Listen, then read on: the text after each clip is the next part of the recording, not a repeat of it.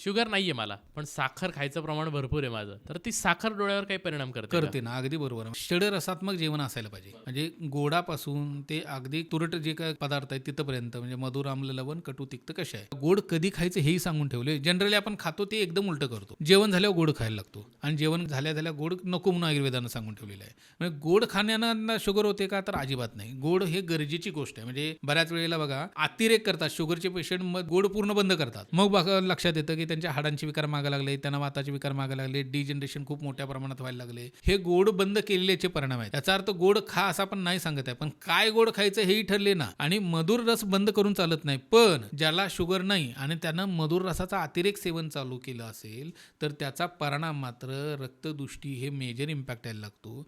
गोड हे मधुर आणि बृहन रसात्मक यायला लागतं, खाण्याच्या बाबतीत येतं आणि ते लिव्हर खराब करतं. लिव्हरवरती त्याचा मेजर परिणाम येतो. त्याचा मेदाच्या हिशोबाने चेंजेस डोळ्यात यायला लागतात, शरीरावरती दिसायला लागतं आणि अशा लोकांच्याही डोळ्यावरती आपल्याला गोड जास्त खाण्याचा दिसण्याच्या अनुषंगानं मेजर इम्पॅक्ट दिसतो.